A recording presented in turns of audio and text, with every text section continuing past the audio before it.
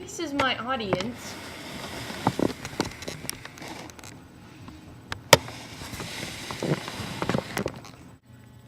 The town of Chernobyl is in Ukraine, which is in Europe, and is also situated near the borders around Russia and Belarus. A few miles from this town, the Soviets developed a nuclear power site that was intended to have 6 reactors when completed. 4 reactors had been completed on the site, and reactors number 5 and 6 were under construction. Reactor number 4 had been operating for 2 years and was undergoing maintenance checks and monitoring of the procedures to be used in case of emergency.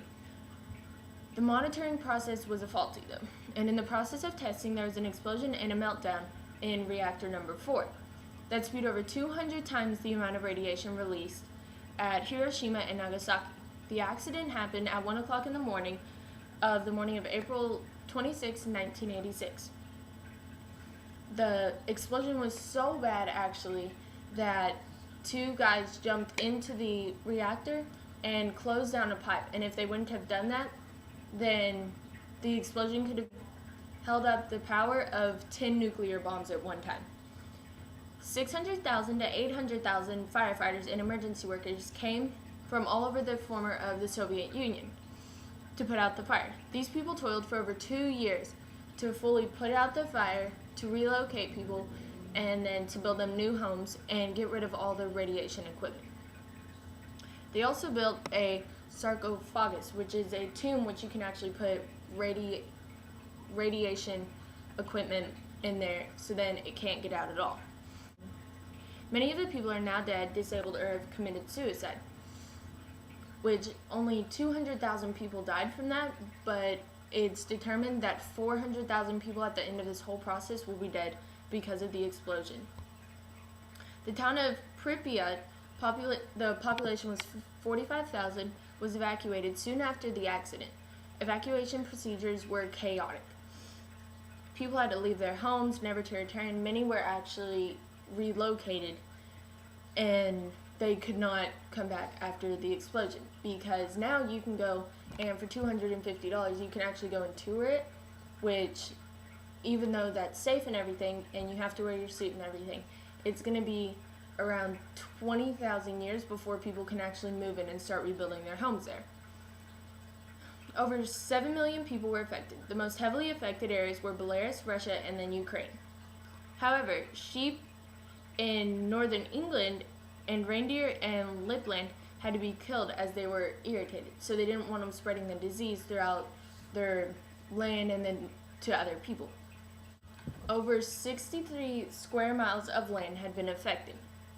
Much land can no longer be used for agriculture. However, 4.5 million children and adults are still living on contaminated land because it's not as high radiation, but you can still live in it. You just have to go through the right procedures to live there. And they have to go through all of these procedures like checking for radiation every day just to make sure it hasn't gotten too high. Growing food on contained land, and then also the consequences of the food they're eating is also contaminated. So that has affected them physically, all on the inside, and then their outward appearance. And then the rural areas have been devastated because people are devastated that they can't go back to their homes. There are now over 148,274 invalids on the Chernobyl registry in Belarus, Russia, and Ukraine. There is a widespread agreement regarding a rise in the thyroid cancer in whose were exposed to the radiation when they were very young. And thyroid cancer is one of the main effects from the radiation, which affects everything. So many people have been diagnosed with that. Many of these exposed at the time of the accident have now reached adulthood and are having children. There are some indications that these children may be suffering from radiation effects on their parents because it's still inside of them, and so it still passes down from parent to children. All reactors on the Chernobyl site are now shut down. The international community is funding construction of another sarcophagus, which will help prevent further deterioration of one built in the year following the disaster. 200 tons, though, of radioactive material are still within the reactor. Each affected country has provided some sort of pension and other social rights to victims. However, medical care is spotty and pensions are insufficient to provide an adequate standard for living and for victims.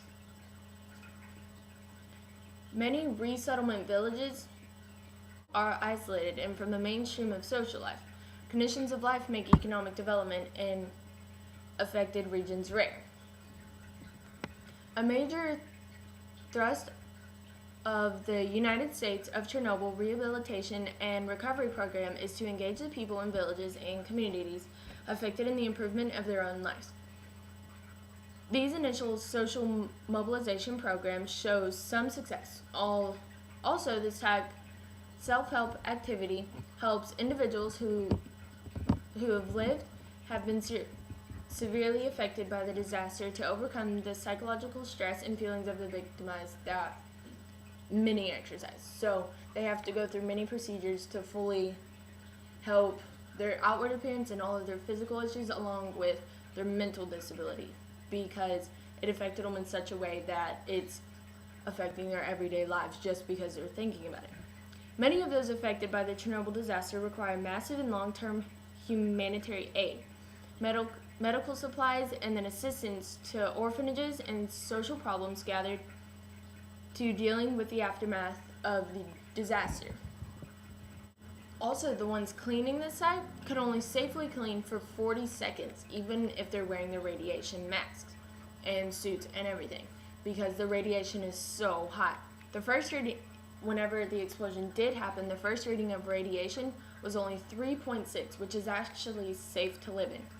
It doesn't affect you in any way. After all of it had been done and they went back and redid it, the real radiation was 15,000. The radiation was so high that one of the firefighters' eyes actually turned from brown to blue. And then Chernobyl will actually be uninhabitable for over 20,000 years.